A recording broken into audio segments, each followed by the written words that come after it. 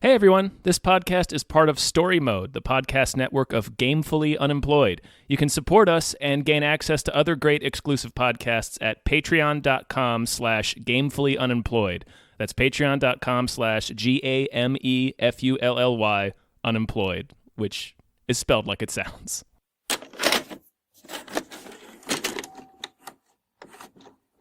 Hi everybody! Hello everyone! My name is David Bell. I'm Tom Ryman.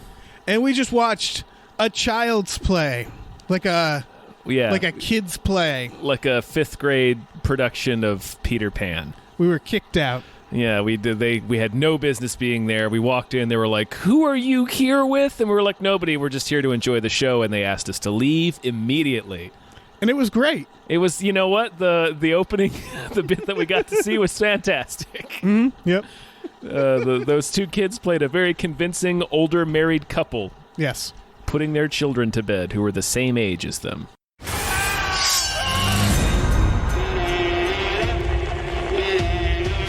Andy, if you know something, you better tell me. Something's wrong with Chucky.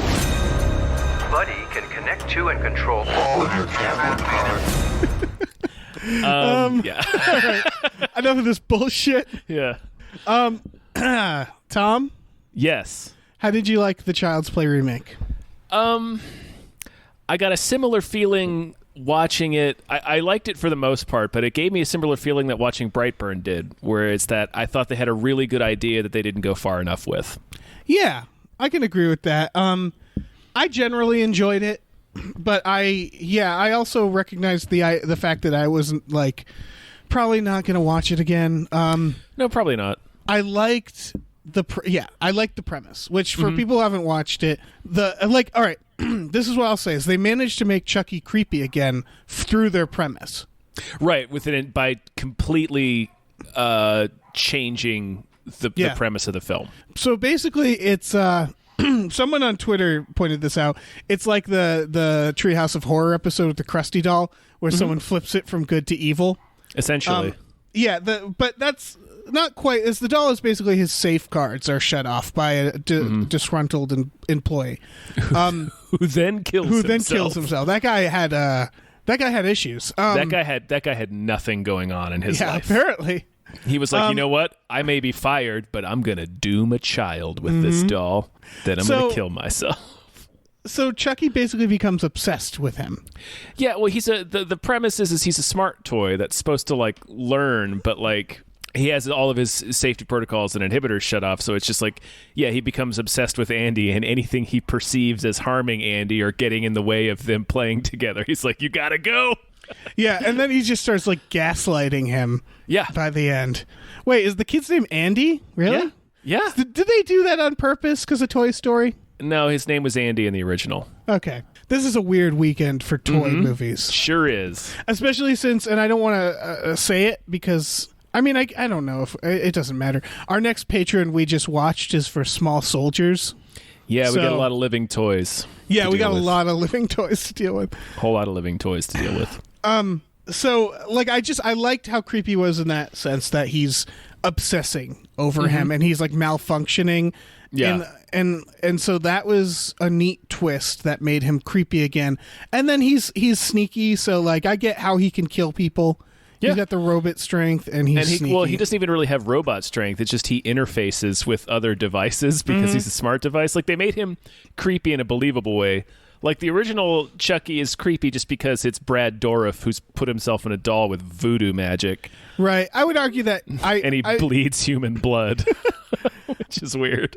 Yeah, that's pretty intense. Weird. I don't think I was ever scared by the original Chucky, but I think it might be because it's one of the first horror movies I ever saw. Mm-hmm. I was young, but I think I was so young that I didn't know what the hell I was seeing. Yeah. And then as I got older, he became a funny character, so I never really had a chance to be creeped out by Chucky. Right, he was kind of immediately went in the Freddy Krueger direction. Mm-hmm. Yeah. Yeah, this movie is a little more.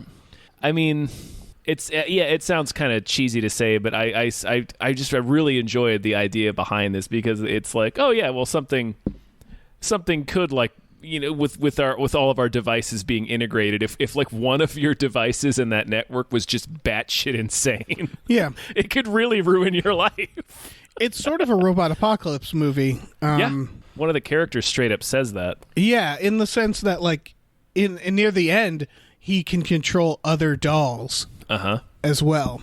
So that could go completely out of control. Mm-hmm. Luckily, it doesn't. It goes a little bit out of control. It goes a little. All right, that's fair. Yeah, there's a lot I liked about. Like, did the original Chucky had the other kids involved? No. In the original Child's Play, is much more contained. It takes place almost entirely within the apartment building. That's what I remembered. Yeah. The kid is much younger in the original. The kid's like 6 in the original. Right. Like he's like 13 in this movie. Yeah, they were trying. I felt like they were trying to do like a Stranger Things, Goonies thing. A little bit. Yeah. I liked the idea, but I didn't find the other kids that fun. Yeah, I didn't care about them. I assumed they were going to get murdered by Chucky. Yeah, and they just weren't that funny. I don't know. Yeah, which is what needed to happen. I think those kids needed to get murdered. Yeah. That would have put this over the top for me. I definitely, the first really predictable moment was just the moment they come home and there's a cat there, and I was just like, oh, that cat's gonna killed. Yeah. He's gonna kill that cat immediately. Chucky is not gonna allow that cat to exist. And then later on, when he's standing in the corner of Andy's bedroom just playing the audio of him murdering the cat. Yeah, that was solid. That was pretty good. There's some pretty great moments in this movie. Yeah, I think it has that thing where it's so over the top that it wasn't scary. It was like, oh no, like it's funny, scary. It wasn't trying to be scary. Not really. It was trying to be a slasher movie, right? Like it was trying to be scary in the sense of like any kind of gore movie is scary, and it's just like you're wincing in anticipation of what horrible thing is about to happen. Yeah, and there's like a couple jump scares, and that's about it. But a few, yeah. Yeah. I'm looking something up right now. What season is Watermelons? I don't know. Something that you... Okay, that sounds like an insane question, but Tom, you know why, right? Why I'm asking that? One of the characters, it's this real douchehammer guy who's dating Andy's mom, played by Aubrey Plaza. And in one of the film's actually greater reveals, we follow him home and see that he's actually married and has like 2 kids. Yeah, they did that thing where like they knew they had to kill him, so they're just making him worse and worse and worse. They made, with the exception of the cop's mom, they made like every murder victim just a piece of shit. I think the idea was to get you to be like almost on board with him, with Chucky. You're almost on Chucky's side. And then you're like, wait, whoa, Chucky, too far, man, too far. Yeah. Okay. So that scene, he shows up at his crazy fucking yard. I just want to talk about this yard for like an hour. Yeah, this yard is lunacy. Because he's sent outside to take down the Christmas lights. Mm-hmm. Now, I just looked it up. Watermelon season is between May and September, which means that those Christmas lights have been up for a very long time. Yes. The yard is a nightmare. Like, the pool is gross. Mm-hmm. It's weird because, like, the family, like... I guess my question is, what is this family? Because on the inside of the house, they look like a regular happy family, but it's like the Burbs in their backyard. Right, their backyard's like a haunted farmhouse. Yeah, the pool has not been attended for ages, in which you could say like, oh, okay, well, it was just Christmas apparently, so maybe that's just... we're hitting spring. But as I said, there's like full-grown watermelons. I think you're thinking too hard about the watermelons. I think they're they really wanted, fucking me up. For some insane reason, they wanted this guy to have a watermelon patch in his backyard. It's for 2 reasons. But it's clearly like January because the pool's still like there's a tarp on the pool. Right. It's like supposed to be in the winter. They just and they really wanted him to have watermelons in his backyard because he gets his face skinned and Chucky puts his face on a watermelon. Mm-hmm. And then also the cop gets to make a watermelon joke. Yeah. Yes. But that just baffled me. I don't know, because if it is January, that means they planted those watermelon like when the snow was still when the ground was frozen. Oh, it doesn't make any sense. Yeah, you wouldn't plant a fruit that grows on the ground in winter because it would just die. Yeah. And just so we're all clear. Like, I get why the movie wanted it, but I didn't. I feel like the movie didn't need it that bad. Like they you know what they could have done, Tom? You know what they could have done? What's that? Anything else? Pumpkins, sure. Pumpkins are a fall thing. I mean, it still doesn't make sense because they would have had to survive the winter, but that's better than watermelons. Yeah. That's all I'm saying. Yeah, he could have just, I mean, there could have just been like a basketball hoop in the backyard. He could have put the guy's head on a basketball. Yeah, there you go. Yeah. Why watermelons? But then we wouldn't get to have Brian Tyree Henry make the watermelon joke. Yeah, that's fair. Where he says a white man died in a watermelon patch. Poetic justice. He does say that. He does say that, yes. What'd you think about his character? He was all right. Yeah, he's the Chris Sarandon character from the first movie. I think all the characters have the same names. Do they? Yeah, well, the three main, like the mom, the kid, Right. and the police detective are all the same, have all the same names. So. Right. That makes sense. So yeah, he was fine. Yeah. The second time he plays Miles' dad in Into the Spider-Verse, so he's played a cop twice in the past 6 months. No, weird. Yeah. That's just what he is. Yeah. Man, I'm trying to think of the watermelons really fucked me up. Yeah, we're really spending way too much time talking about these watermelons. I told you I could spend a while on that yard because that yard was horrifying. Well, let's talk about this yard. And it felt out of place. There was that's the other thing. What was the machine that killed him? What was that doing out in that yard? That's a rototiller. Okay. For what is that for gardening? It tills the soil. Yeah, you run it. You do it to chop up the soil so you can plant shit. Okay, so let's say okay. It was out there so that Chucky could run a guy's head into it. I know. But let's say winter is gone. We're hitting spring, and your whole yard is opened up to you. Does the first thing you do is harvest watermelons? Like, they didn't clean the pool yet. The yard looked like a wreck. Look, this family's a real mess. He's never at home because he's always over at Aubrey Plaza's house cheating on his wife. Right. He's got two daughters that are just forever glued to their iPads. This whole home, this whole family's a real wreck. Right. This might be my favorite part of this movie, by the way, is one thing that made it feel like doesn't look like an 80s movie. Obviously. Parts of it did. Every time they showed they showed an establishing shot of the city, or they showed an establishing shot of the factory in the beginning. It's like a rundown. And then the lightning strikes. Yeah, you're right. The lightning strikes. Yeah. Plus that throwback Orion logo at the beginning. Yeah, I guess what I'm saying is they weren't. This wasn't like Tarantino doing Grindhouse, where they're intentionally making it look retro. No. It just kind of had the feel of it. Yeah. Well, the thing I was going to point out that I really feel like is, I think what I'm getting to with this yard is that it has the feel of an 80s slasher, where you're like, what the fuck is that guy? where it's Crispin Glover showing up and dancing like a lunatic, and you're like, what are you doing? Why are you doing that? It's the family-owned gas station in the beginning of Friday the 13th Part 3. It's like, what is their life? Yeah. What are these people? Yeah, and they did that a couple times with that fucking yard, and that sequence was just so silly. And then that maniac living in the basement of the apartment with the cameras. Yeah, what was happening with that man? That janitor, the building janitor, had he lived in a basement apartment workshop that was yet still fully integrated with a smart home device. Plus, he had installed cameras in every apartment. In the bathrooms and stuff. Why? How did he get? Because he's just the janitor. He's not the super. He's clearly their handyman. So he probably installs the cameras in between tenants, so they're just there. And he's again, classic 80s pervert, where he's looking at the camera, and the fucking mother is undressing, and he's just like,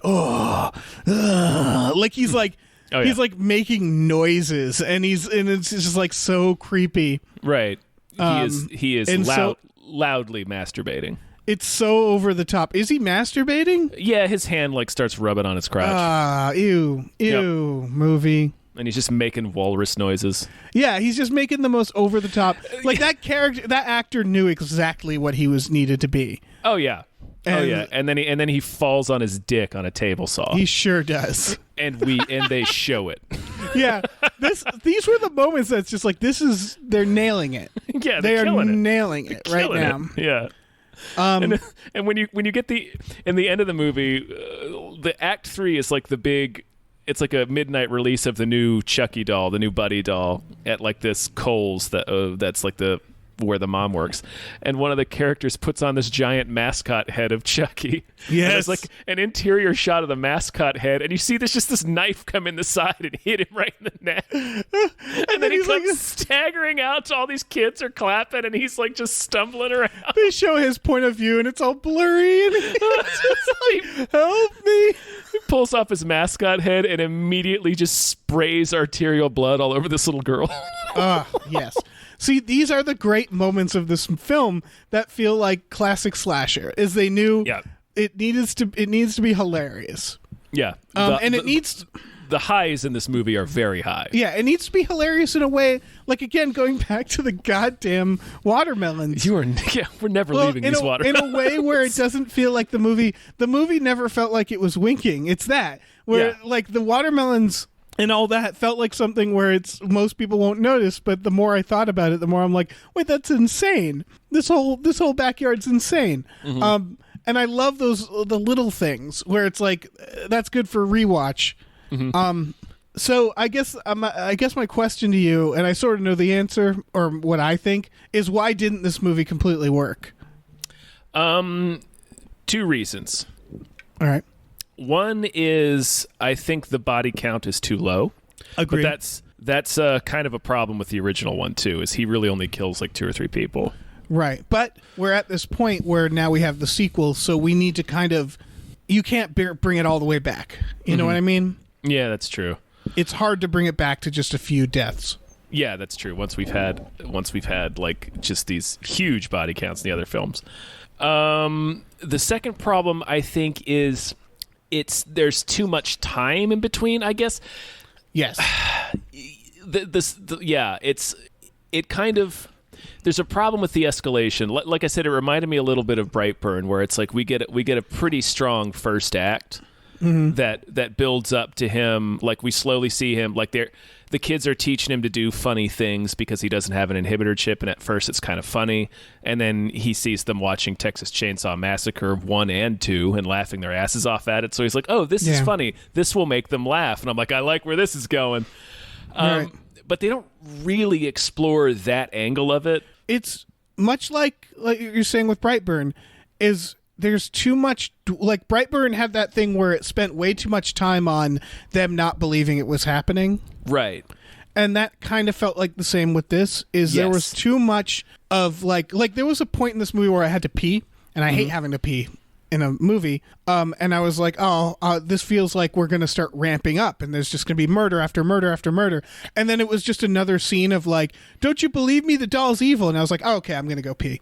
Because it was just like, oh, they're going back to this. It's like Chucky, he never obfuscates the fact that he's committed murder. No. Like he records the murders. Yeah. And like there was that because he thinks he's doing a good thing. Yeah. It's the weird part where, like, when he finds the guy's head, I thought that was going to be the moment, like, calling the cops or the mom gets involved. But then it becomes this thing of, like, oh, we need to hide the head with the kids. Mm-hmm. And I think they lean too much on the adventure kid stuff, where suddenly it was like, we're doing a thing where, and I liked the gags with the head. But at that point, it was just like, I'd rather see murder after murder. And then when he starts gaslighting him, which isn't a bad idea either. But again, it's like, I'd rather spend this time on more murders. Yeah, I'd rather see, like, I loved the idea of a robot, like a learning robot that just doesn't, like, it's sort of like the Terminator in Terminator 2. Where like, there's a fucking part where he's like, you can't just do that. Right, where he walks in and he's strangling the cat. Yes. Like, I would have loved to spend more time with this, like, that idea of it, where like Chucky's not intentionally malicious, like, and that's what makes it more scary. It's because it's so robotic, it's so mechanical, it's just an algorithm. So it's like he thinks he's doing a good thing that's helping Andy. Yeah, exactly. And if they kept doing that, and it should have just kept escalating in that direction, I think. But I mean, I do like the obsession part, the part where he's like, if you won't have me, you won't have anybody. Everybody will go. Like where he's like becoming, because I did feel bad for Chucky when they're like locking him and stuff, and he's like, please no, I'm scared and stuff like that. They did a good job of making him like kind of helpless and sympathetic at first. I think they just didn't. I think he just needed to get to murdering. For sure, because the gaslighting was fine, I guess. There was certain other things, like they had that the cell phone camera where you could have done more with that. Yeah, I thought there was going to be at least one scare where someone looks at it and they see the back of their own head, or something to that extent. They had a good device where he gets dismantled and the skeevy guy repairs him, and then he starts to belong to this other kid. So I was like, oh, and then Andy steals his phone so he can like spy on him. So that like would have been a neat thing where it's like that's when I really thought, like, I was like, oh sweet, Chucky's gonna start killing some kids. He should have. Not a single kid was killed. No, and that would have been a good opportunity to do it because Andy's watching and there's not anything he can do about it, and he's like waiting for the video to like finish buffering. So it would be like great if like he sees Chucky reach up and grab a knife and then the video cuts out because of a bad signal. It would have been great to have it cut back in like right when he's stabbing somebody in the face. Oh, that would have been beautiful. Oh my gosh. Yeah. That was the other thing, the janitor who gets the Chucky doll. He says something like, eBay, here I come. And it's like, and he's so excited about this fucking doll. Yeah, he says the word finally. Yeah. But like, it can't possibly be that valuable. I was going to say, how much could he possibly cost? $300? Yeah. And something this is like refurbished. Like, it's so funny how he was so over the top, like cartoonish, like wringing his hands together, like, oh yeah, baby. Yeah, he might as well have been doing a prospector dance. Yeah. When he found the Chucky doll in the trash. This is a good thing. This is, but it's so weird. And then he replaces his fucking arc reactor. Yeah. Chucky has an arc reactor. Yeah, Chucky chest. and Iron Man are not too dissimilar. I love that they gave no explanation for why his name's Chucky. So right. When the kid boots him up, he's like, what's your name? And he says, my name's Andy. And then he's like, okay, what's my name? And he says, Han Solo. Which is, kind of a wink because it's Mark Hamill doing Chucky. But then Chucky just says, Chucky? He's like, no, Han Solo. Chucky. I like it. So that was like kind of the one moment where the movie was like, all right, fuck it. Like, fuck you guys. His name's Chucky. You guys know this. There's no, it doesn't matter. Mark Hamill did a great job. Yeah. Oh, yeah. Everybody did good. I can see why they recast it. Yeah. Because they needed, They needed, I think, I see why they did, because they needed to, I don't know, they needed to do something to get people's attention. And I remember when this movie was first announced, I was like, there's no reason for this movie to exist. Mm-hmm. And then they're like, but we have Mark Hamill. And I was like, okay, movie. Touche, film. Yeah, like, I guess I'll see it now. I mean... they didn't announce that until recently. Like, it was a few months ago. Mm-hmm. And it must have cost, like, it's like a couple days. He probably came in and recorded all of his lines in a day. Yeah. Yeah, there is, because the original creator of Child's Play kind of hates this, right? The writer. The writer and the director, Tom Holland, was like, yeah, that's great. Like when they cast Mark Hamill, he was like, that's a smart move. Oh, yeah. But I can see, because if we weren't doing a podcast about it, I probably wouldn't watch this. I don't know. I might have still gone to see it because I like the casting of Mark Hamill and then the concept of it being a smart toy that just loses his shit. Right. And then reading that, I read a couple of reviews. It's at like a 60, I think, on Rotten Tomatoes. Mm-hmm. And they're like, it's pretty goddamn violent. I was like, I'm sold. I'm going to go watch this movie. It's definitely better than I thought it was going to be. I also, though, I guess I'm thinking about Chucky fans because I'm not one of them. And I'm not sure who is. But I know they exist. They must. And so I don't know how a Chucky fan would feel about this, because it kind of has that same feeling as like the Friday the 13th reboot. I liked the Friday the 13th reboot. That's what I was going to say. Friday fan, yeah. That's what I was going to say. It's not bad. It's just kind of forgettable. It's that thing of like, the Friday the 13th reboot is a good example where I'm like, every I don't know, 5 years, I might be like, you know what, I'll pop that on while doing some work or something. Yeah. it like this. I think is closer because it's more campy than the... I like this one better than the Friday reboot. Yeah. If for no other reason than this one goes further. Yeah. Like the Friday reboot is surprisingly not that violent. Like he pretty much just machetes everyone. There's like a couple of and that's like why you watch Jason. It's like, oh, what hilarious way is he going to kill someone? Right. I think the idea that instinct to say we're going to bring back a slasher character and we're going to bring him back to his roots is mostly a mistake. It is, yeah. Like, I get that everybody liked Halloween. We didn't, but I get that everybody liked it. The new one, I mean. I thought, yeah, and I actually think this movie was more effective at being at being a horror comedy because the jokes in this movie are legitimately funny. Yeah, they got funny people. Yeah, they did. Yeah, yeah. The two main, like Aubrey Plaza and Brian Tyree Henry, they're great. Are primarily comedic actors. Yeah. Was the mom that young? And they do one throwaway line for why she's young. Well, no, she was, but the kid was much younger in the original. Remember? Right. Okay. Yeah. I liked. She did a great job as just that like exasperated single mother who, like had a kid a little too early. Right. And is like trying. Yeah. Yeah. Yeah. I liked her character in it. She was relatable. Yeah. No, I had a friend growing up who lived with his dad who was 18 when they had him, so it was like he was very close in age to us, right? And it was sort of that like it was like this real kind of blurred line in terms of, well, he's pretty much the adult here, but it's like it's like a big sibling, yeah, right. It's this perpetual feeling of like weird, like I thought it was a believable, relatable character for sure. Yeah, because like how do I make this 13? Like, because I'm not that much older. Like, how do I make this kid respect my authority? Right, and she's just sort of like she's pretty down to earth and just like talks to him like a person, and it's fine.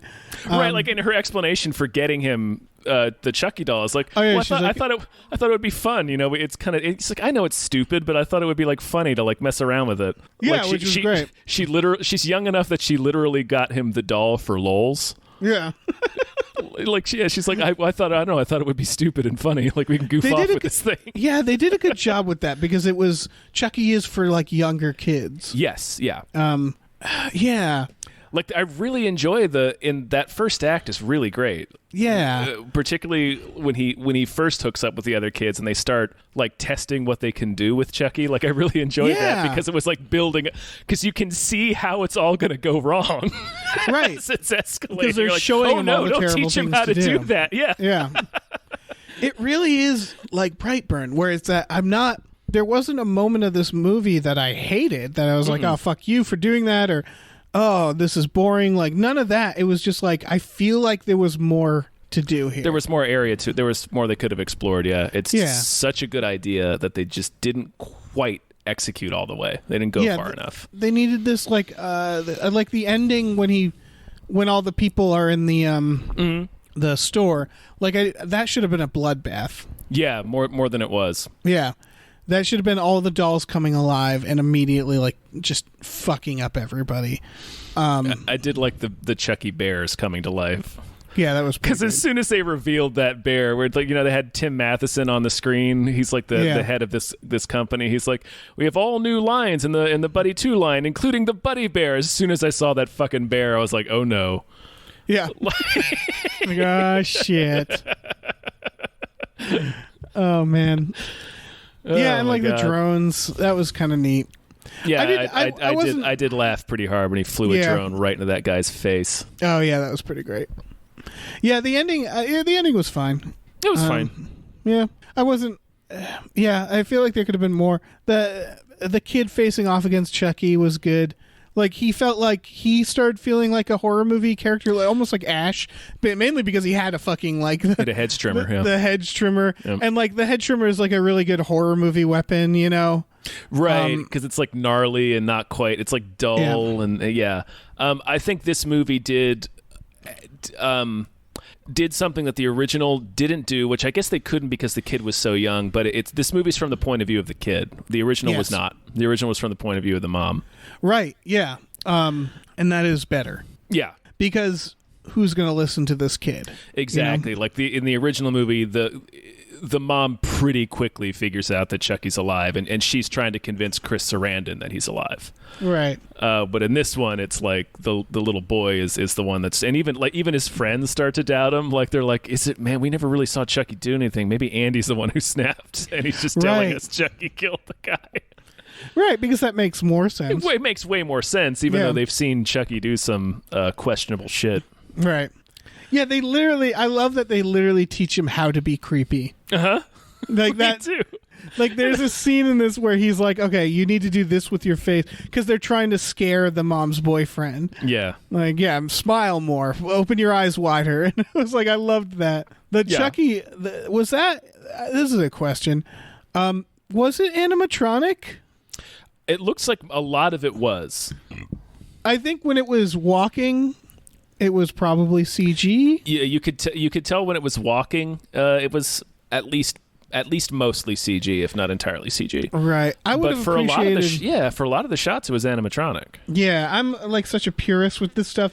I would have appreciated seeing them try to completely make it animatronic, because like this is the thing about practical effects in my head is that when you're remaking something that was known for practical effects, it's a great opportunity to be like, now here's what we have now.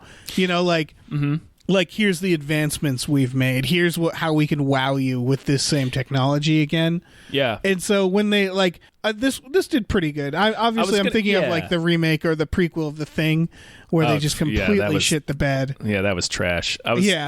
In defense of this film, it is mostly animatronics. Yeah, it is. Yeah. No, I think they did a pretty good job. I'm just saying, like, I wish they just went the extra mile. Yeah. I think they did what they could realistically. Yeah. Like the walking stuff, they made Chucky walk in the original by either showing him from behind and it's just a real toddler dressed up like Chucky, or like just showing his feet really quickly. So it's like they kind of did what they could. They should have called Boston Dynamics, is what I'm saying. Oh yeah, for sure. Got those weird robot bros in on it.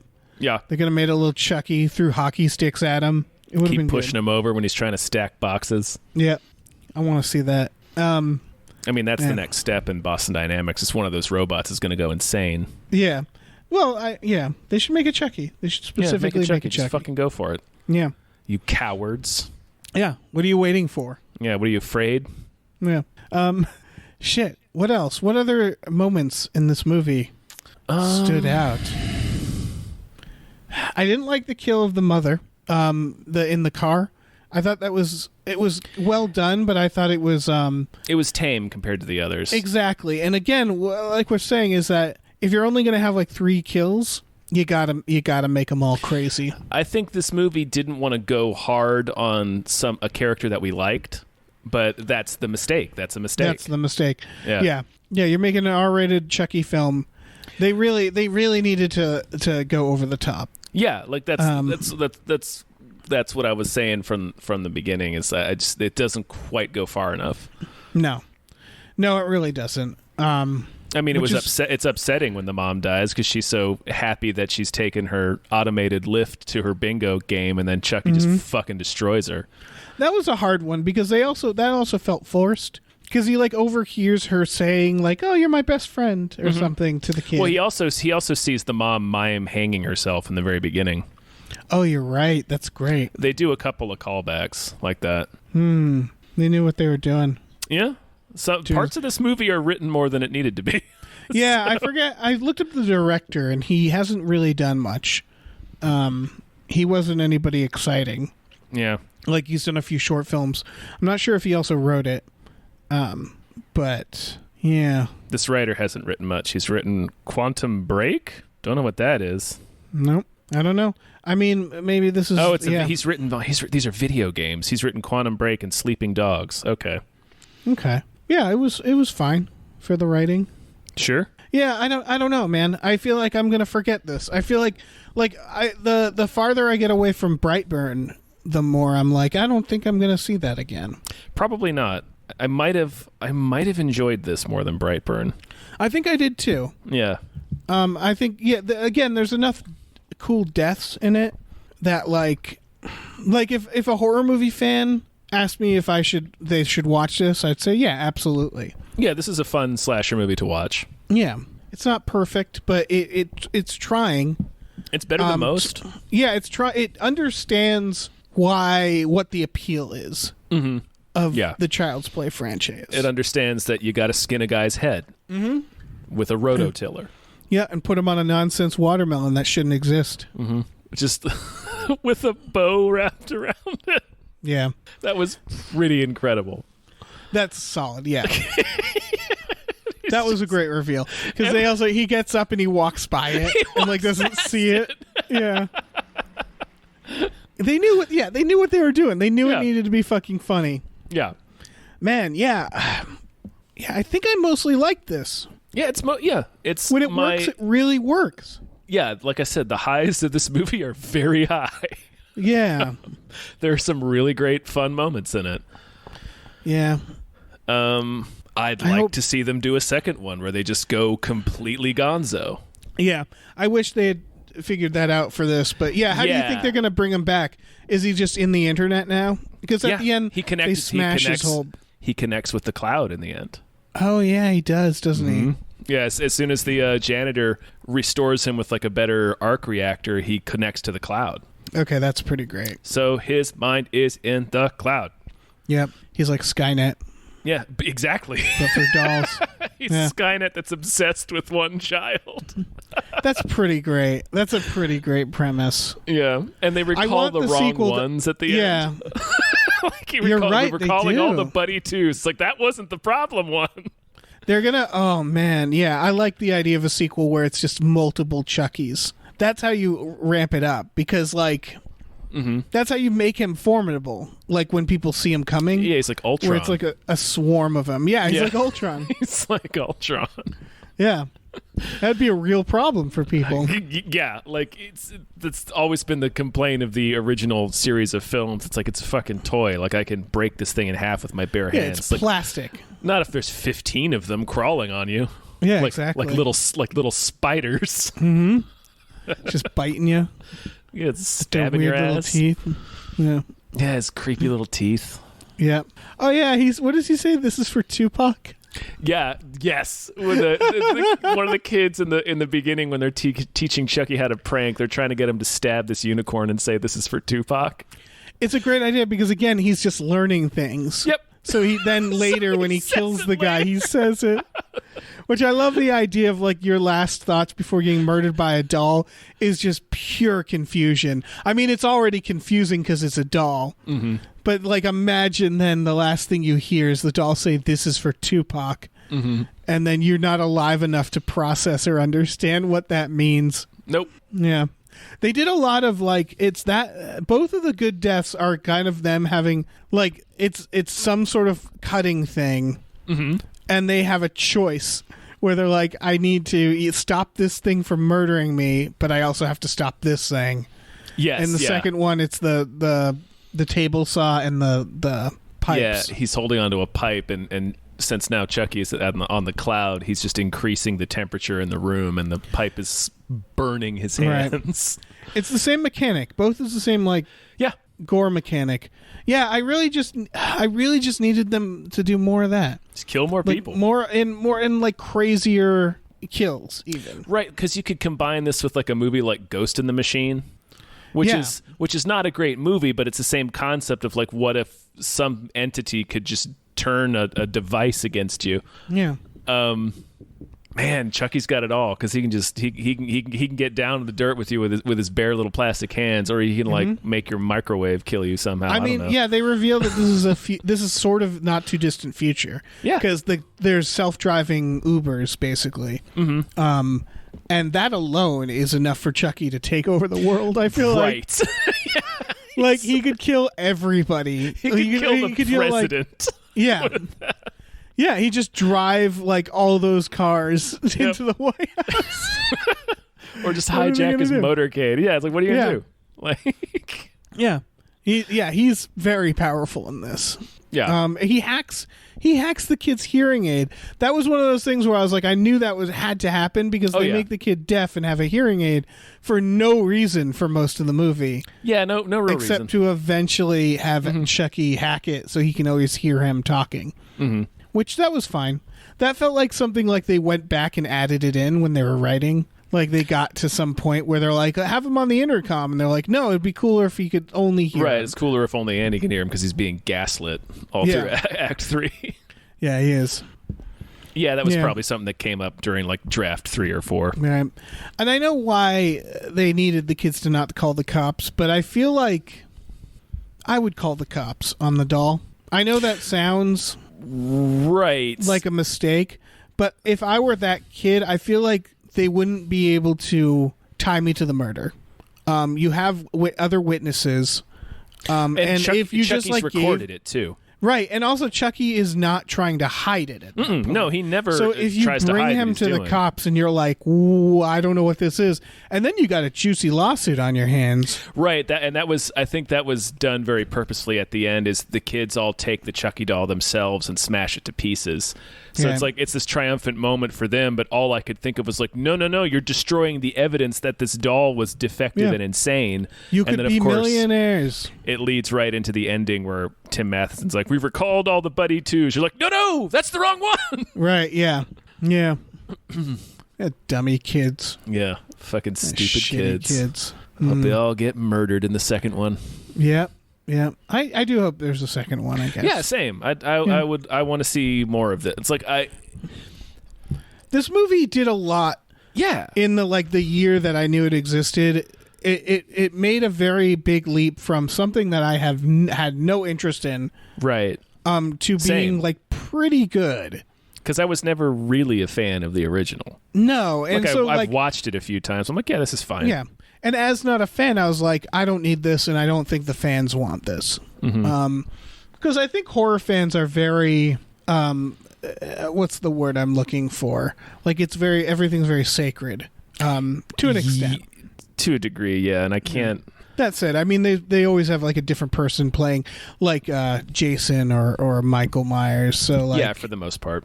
Why not have a new voice for Chucky, I guess? This was bound to happen. This was inevitable.